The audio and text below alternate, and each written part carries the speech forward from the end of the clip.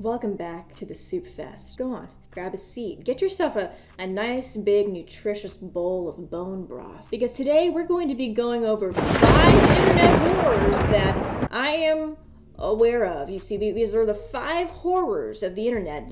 What do you call it? The 7 wonders of the 5... There's 5 of them, okay? These are really the only ones I managed to get my grubby little fingers on. Okay, so we're gonna get straight into the first one. Number 1.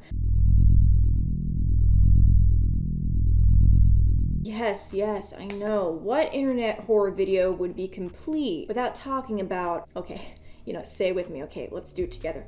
3, 2, 1. The Thompson extension. World famous, world renowned, beloved by many, doctors hate it. Now, what is the Thompson extension exactly? Well, it's not really an easy thing to explain, but I can certainly try. It's a TikTok horror series that is heavily based on the Backrooms, but with a lot more lore and cosmic horror mixed in.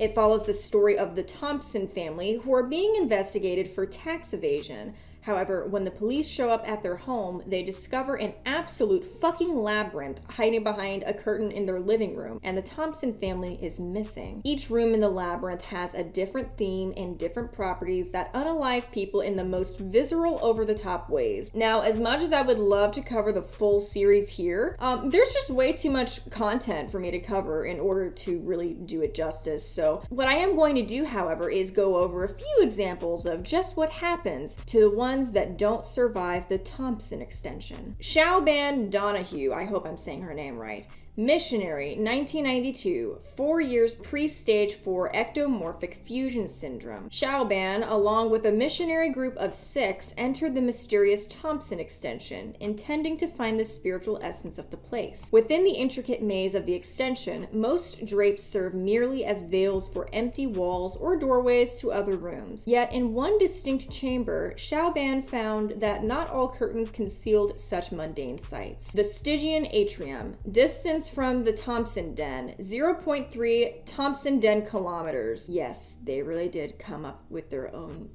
unit of measurement. I know. I get it all. Shao-Ban and her group formed a prayer circle seeking solace in unity, as one would do in the Thompson extension. Completely understandable. As the final amen echoed, an inexplicable urge drew her to one particular curtain, compelling her to peer behind it. She described the void as devoid of God, an emptiness so profound that it struck her core. It was a blackness that no light, not even divine, could penetrate. Some theorize the extension is, in reality, expanding into this void, accounting for its immeasurable size and the unsettling atmosphere it radiates. After her encounter, Shao-Ban reported a pervasive numbness, a hollowness that matched the void she had witnessed. Weeks after leaving the extension, this feeling intensified, and she was diagnosed with ectomorphic fusion syndrome. Ectomorphic fusion syndrome is a rare and progressive neurophysiological disorder characterized by the patient's delusional belief and perception of merging or fusing with their surroundings. The condition often stems from profound traumatic experiences related to feelings of emptiness, isolation, or exposure to vast void-like places. Shao-Ban began to feel an unquenchable need to expand herself. Initially, it was subtle. She started eating more, feeling the need to physically grow and fill her perceived emptiness. Eating did not satisfy the compulsion. Shao-Ban began body modification. At first, it was minor implants. However, her modifications became more grotesque and invasive, as if she was trying to make herself larger, more sprawling, less human. After Shao-Ban's unsettling venture into the Thompson extension, her behavior grew increasingly erratic, and her family grew concerned.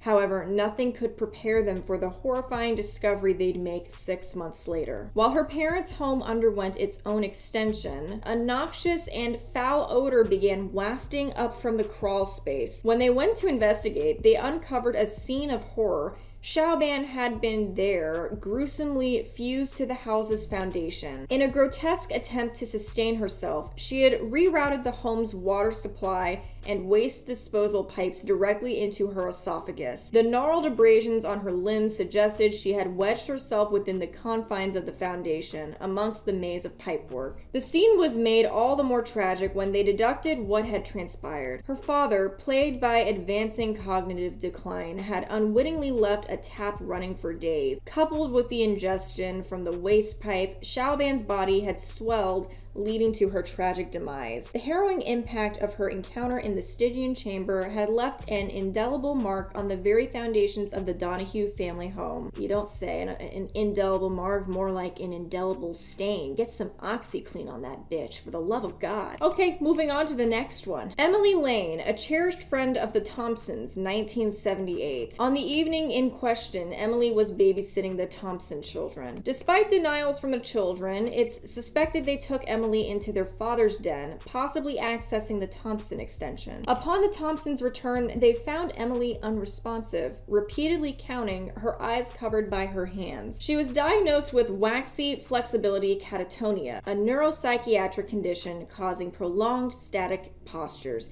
and stereotypy, leading to repetitive, non-goal-directed movements. Both conditions are often onset by severe trauma or stress. Over the years in care, Emily never stopped counting, nor did she ever uncover her eyes, remaining in this peculiar state until July 7th, 2023. The next photo was taken moments after Emily emerged from her state. Her first words: "Ready or not, here I come." Emily is now missing and considered highly dangerous.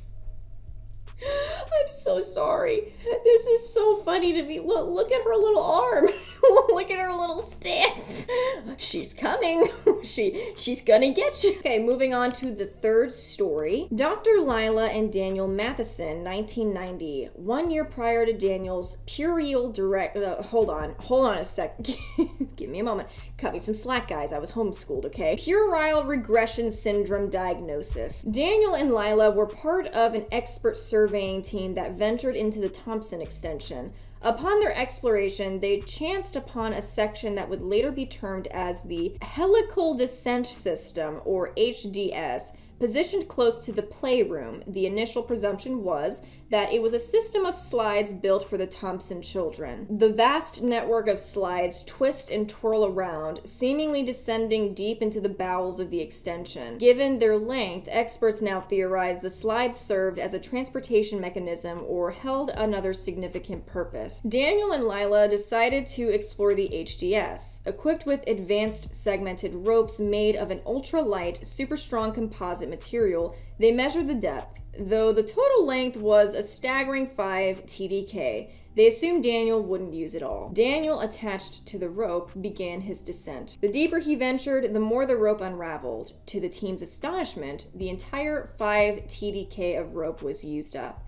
A frantic effort began to retrieve Daniel. When hauled up, Daniel was physically unharmed, but psychologically altered. He couldn't articulate what he saw in the pitch-black depths, but a haunting sense of nearing something was evident in his distraught eyes. Days after leaving the Thompson extension, Daniel started showing signs of cognitive regression. His actions, speech, and behavior became increasingly infantile.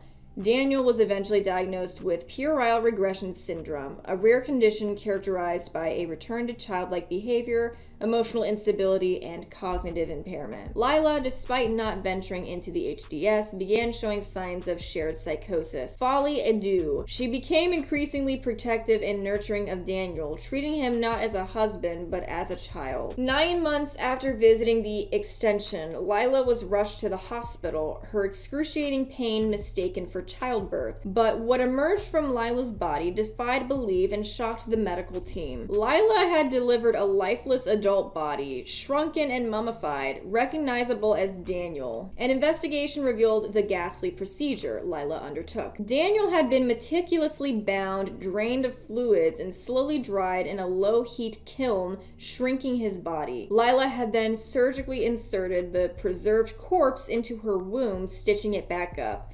The entire process was executed with chilling precision. Daniel had felt like a child trapped in an adult's body, and in a twisted, harrowing way, that's precisely how he met his end, trapped inside his wife's body. Look at him, he's forever 21, guys.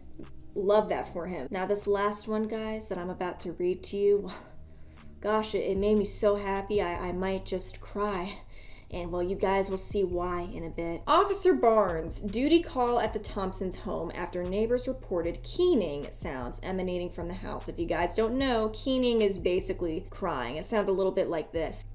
Oh, oh, oh. That's what it sounds like, if you guys wanted to know that information. An investigation of the Thompsons' extension that lasted for hours. Barnes, absent the next day at work, reported unwell. 3 days later, Officer Barnes and his family are reported missing by his mother. He come by... I'm gonna try and read this in as normal of a cadence as I can without letting my southern accent come out. Let me try my best here. He come by, middle of the night, car full of noise. The kid's making some god-awful racket. He's begging me, practically dragging me to come with him, but with my dang... Deep breaths.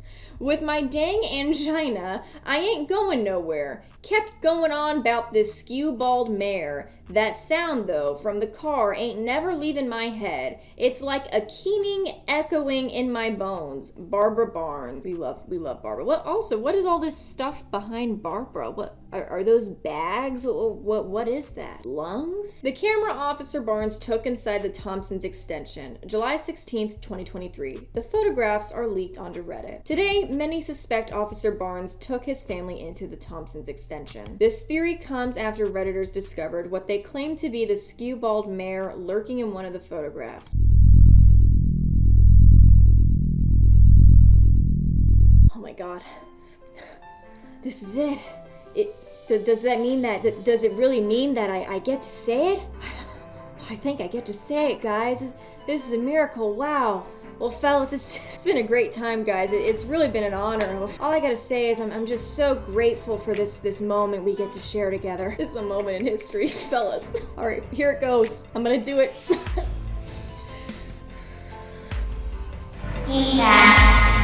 The horses here. Now, there are a few others on here that I'm sure are a little bit too graphic for YouTube's sensitive little bones for me to share. But if you guys want to, see the rest of the story, I highly encourage you to go check out Bad Dreams 1985 on TikTok. That's exactly where you can find more on the Thompson extension. It's a very interesting series. Give it a chance.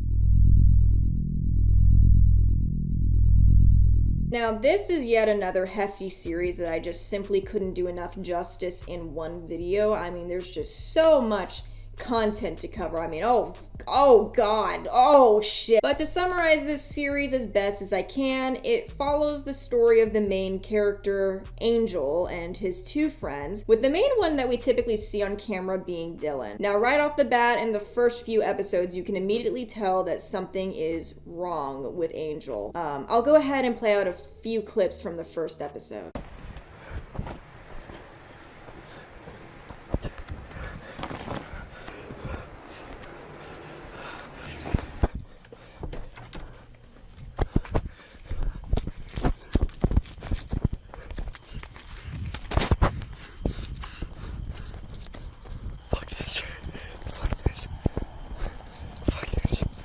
Now, if you look closely, you'll see that a lot of these videos are either labeled day 1 or night 3 or day 7. And if you look even closer, and dare I say it, if you squint your eyes a little bit, you might notice that there's a little bit of a time loop going on. The days actually reset themselves a little bit, and that is an important plot point, mind you. Now, as the series progresses, things get even weirder. In the video labeled Day 1, Angel tells a story about how he overheard a construction worker complaining about seeing something in the sky. In the video labeled Day 4, we learn from Angel that for some reason, the town that he lives in, which is called Solstice, won't let him leave. Every time he tries to drive away, a new roadblock appears. Several times throughout the series, such as in the video labeled Day 6, Angel can be seen filming the sky directly above his house multiple times, apparently seeing something that we don't. Now, if you guys haven't picked up on this already, we got a certified, time loop situation going on here? Mayday, mayday, alert, alert. We also quickly realize that things are not exactly as they seem with Dylan. They know something that Angel clearly does that, and as the series goes on, that becomes more and more apparent. Now, in the video labeled Day 7, while hanging out in the car with Dylan, Angel finds an EMF reader in the trunk of the car. For some reason, Dylan doesn't like this. Every time Angel points the EMF reader towards Dylan, it starts to spike. Then at the end of the video, this happens. Let's go about this. It was like it was above the roof in the sky floating there, and it was like there, thing, Right, and I saw it. Not here, I was over there, but like. Okay, what did it make you feel? My feel? I don't know, like my bones were like a statue, I couldn't really. Your bones were like a statue. Yeah, it was weird. Here, I'll show you where I was. Are you coming? That's way too fucking early. Too early? What do you mean? So you saw the Reverend, is what you're saying, right? So what? Sorry, buddy. Dylan? Way too fucking early. Dylan, no, Can't what be are you having doing? this What are you happen. doing? See you next week. What? See you next loop. So for whatever reason, Dylan actually remembers the weeks prior, so they have memories and they're aware of the fact that they are actually in a time loop, but Angel isn't. Angel is completely out of the loop, as one would say. That was a good one. Shut up, okay? Just be grateful. Now, much more gets revealed about Angel and Dylan as the series progresses, but for now, I'm going to leave that off here because it just gets totally out of control after this. And I must say, the special effects, the comedic relief, and just the overall story is so well executed, and I'm surprised that this ARG hasn't gotten a lot more attention. I mean, if you guys are looking for a fun ARG that covers time paradoxes and some religious supernatural themes, then this is definitely the one for you. And I must say, while watching this, you can genuinely tell that this friend group had a really fun time filming this thing. I mean, I had a blast too. This was really good, and again, all the links are in the description below, and I'm sure you guys would really enjoy this one. Now, this is another one with a fair amount of dark humor mixed in, and you guys will see why in a second. Now, unlike a lot of other ARGs that fail to get to the point, this one does exactly that. It just throws you right into that shit. The first video is of a very masterfully crafted anime with excellent character design. In the opening sequence, we can see two characters talking. The first one, with short black hair, mentions going to get some mochi. In the next scene, the two can be seen walking, but someone is following them. The character with short black hair asks, "Are you coming, Rain-kun?" And we get to see an up-close image of who was following behind the two. Well, I guess we finally know what Jack Walton's been up to all this time. After the mochi shop scene, we move on to Lily Chan's room. Rain-kun is in there with her, just silently watching. This is what happens after that scene.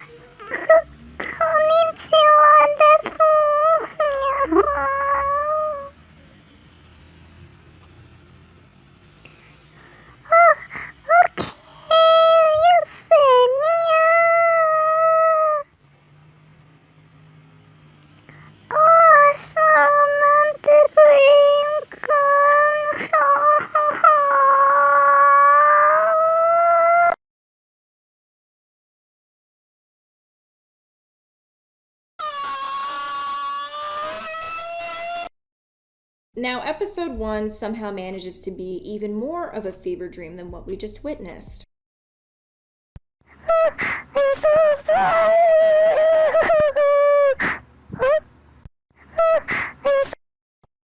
Well. What's a cute little meow like yourself doing out here walking out of class? Ooh.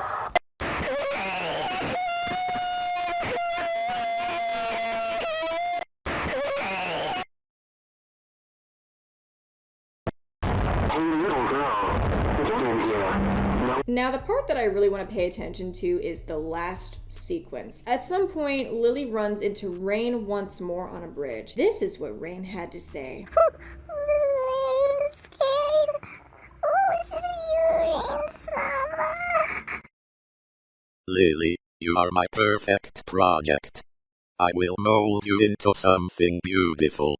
something godly, something beyond this world's understanding of divine.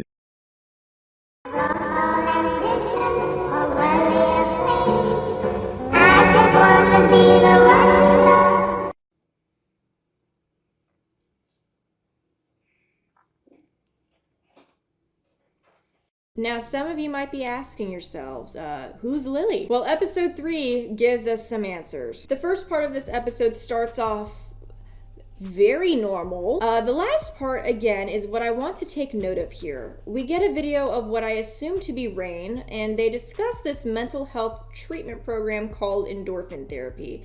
And they describe this as a sort of retreat for people with depression. They give us a link and we are taken to the program's website. Now here we get a little bit more info on Rain and who Lily is to them. At the top of the page, you can see a link titled Comics. After clicking on the link, the word changes to Memorial. After heading over to the page, we reach a paragraph that says the following. Lily is one of our longtime patients. She has decided she'd like to make the coping mechanism she chose publicly available to read. Please enjoy. And also, guys, this trigger warning was put here for a reason, so please read it. Pay attention. Be responsible. Take care of yourselves. Anyways, this is the comic that Lily supposedly wrote. Hi, I'm Lily-chan. Woo. I'm sorry, I'm not gonna do that ever. I'm so sorry. Hi, I'm Lily-chan. I'm going to show you me and my friends on adventures. Rose-sama, Toyota Senpai, and Rain. Welcome to Rain Kawaii Quest, the manga. Stay tuned. Jeff the killer looking ass motherfucker. At school. Oh, it's so hard to concentrate. Sorry I'm late. I had to take care of... I had some business to take care of. Oh, whoa. All right, class, settle down. It's so hard to focus on class, desu. I am going to see Toyota-sama at Sun Cafe later. Ho ho, watashi, so excited, nya. Lily, stop daydreaming and pay attention. Later. Oh, I feel so beautifully alive. The sound of his teeth. Katakana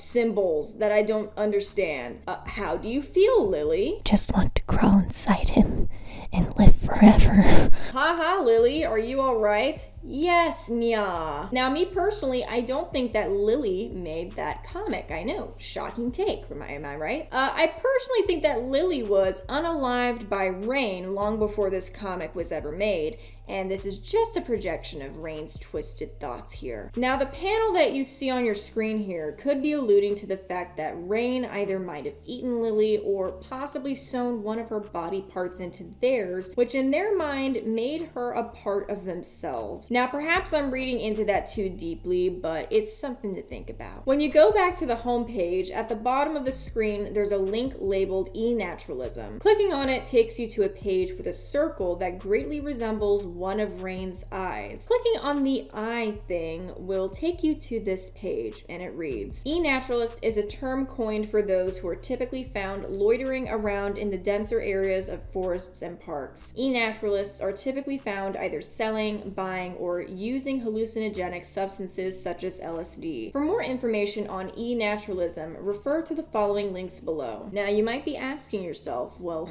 what is e-naturalism? Well, the next page explains that in a little more detail. It reads, E-naturalism is a neologism coined by the main founders of e-naturalism. In short, e-naturalism is a term used to describe those who are chronically online, worshippers of the Mother of Earth, Gaia, manufacturers and sellers of their own hallucinogenic products, creatives who have a deep appreciation for nature and the secret beauty it holds. So essentially a group of overglorified drug dealers.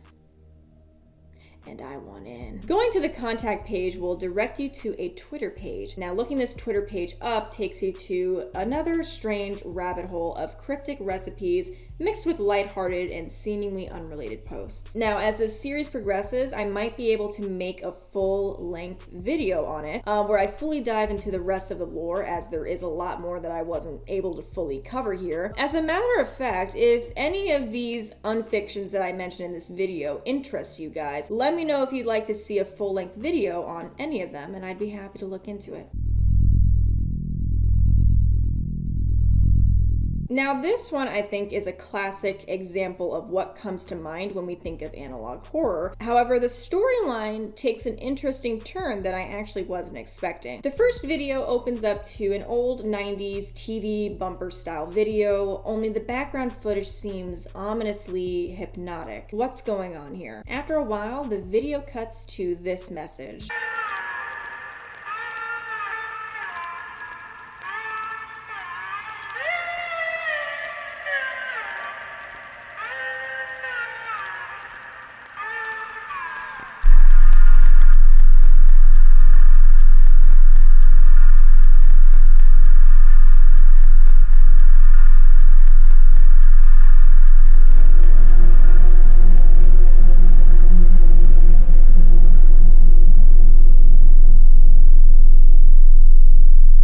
So this message immediately implies that someone, presumably a group of people, is trapped somehow. No matter how hard we may try to look for them, we're not going to find them and they're not going to hear us. There's also an implication that whoever this message is referring to seems to be suffering from something that they will not recover from.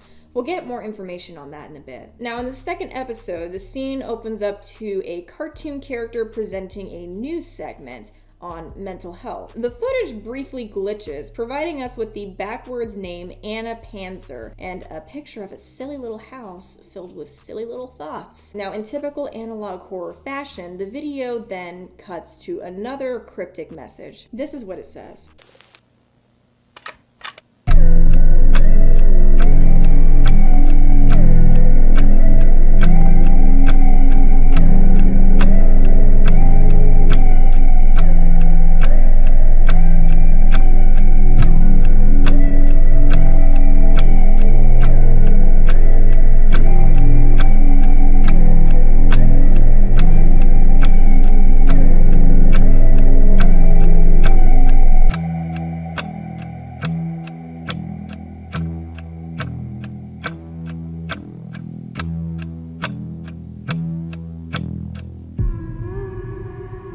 Now, there is an obvious theme of mental health and how it relates to children going on here.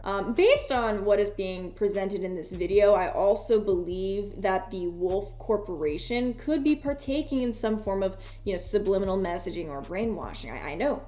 Shocking. It's really just trying to get its point across there, just not in an ethical way. It's just like a real business. In the third video, we get a lovely little infomercial kind of thing. It advertises a product called The Thing, which is an octopus friend that latches onto your skull and quite literally helps you relive your past regrets over and over again in an overly obsessive way. This could either be a reference to OCD or anxiety, but again, I could be wrong on those things. The last part of this video is where it gets interesting. Have a watch.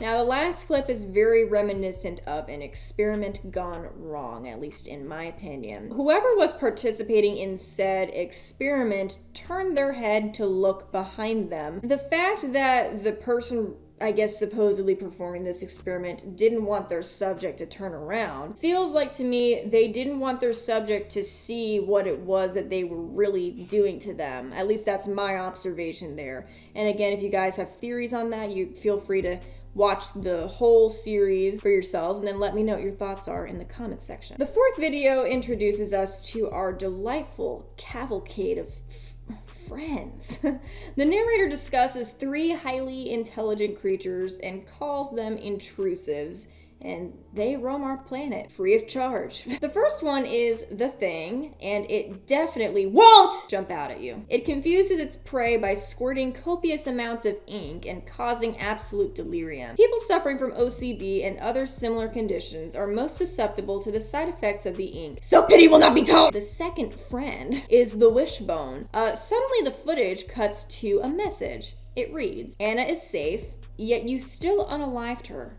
She will receive. Wolf Corporation, you're about to receive these hands if you don't tell me what the fuck is going on." Back to the Wishbone. Obviously, he's called Wishbone because of his lovely bone appendage. He also has a big, inviting smile that you just can't help but admire. The last creature is this thing. It looks like eczema. Now, the narrator claims that this is the most confusing of all the creatures. He states that people have dreamed of this creature and seen it in visions. Many people recall seeing this creature at one point in their life, but don't remember where. This is how the rest of that video plays out. But what they do know is that when they encountered this creature, their mind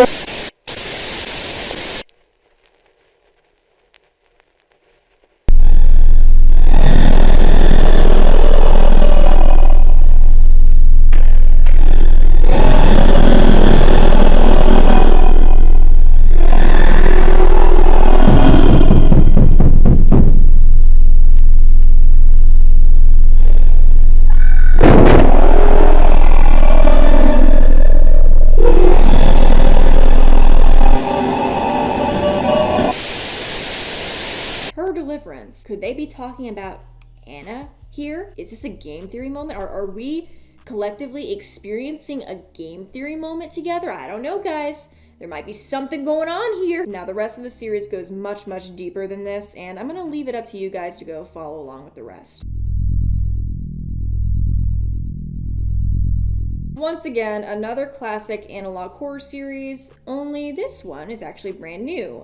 Its first video was posted only 2 weeks ago. Now, this video itself starts out as a news broadcast. It warns its viewers about a strange phenomenon known as immediate unexpected nocturnal death syndrome. Symptoms include acute and fatal trauma to the brainstem and spinal cord with no signs of external trauma, followed by rapid blood loss and, in some cases, total mummification. So far, there are 53 victims and 42 fatalities in the Midwest, and it's spreading to the rest of the US. See, it always starts with the Midwest, guys. See, you can't trust those North Dakota motherfuckers, okay? It takes a madman to live out there. Now, obviously, there's no known cause for this condition yet. However, experts suspect that there could be a correlation with low potassium, head trauma, and exposure to radiation. We are then read off the symptoms of the condition and told repeatedly to not go to sleep.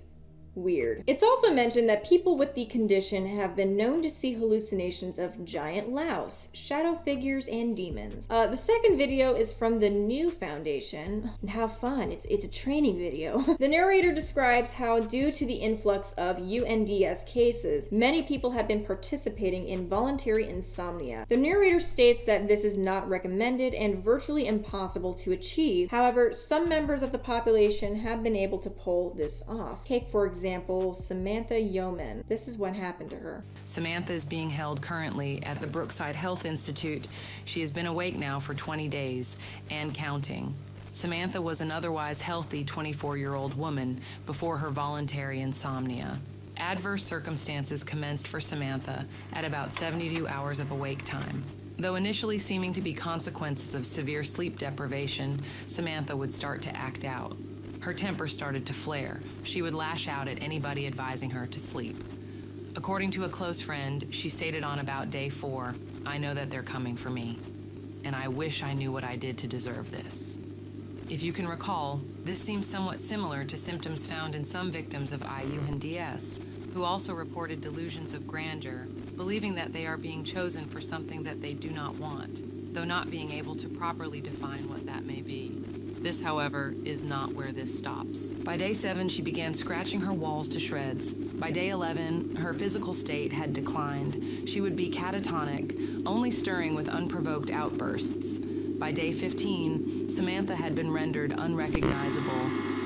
In a panic, her family had resorted to restraining her. She began to speak on day 16, once she had been transported to the Brookside Health Institute, and though much was unintelligible, she spoke mainly of her visions, something ready to take her life force, as well as fleas swarming her in a field. We inform you all of this because it is imperative to understand the severity of what this newfound voluntary insomnia might bring.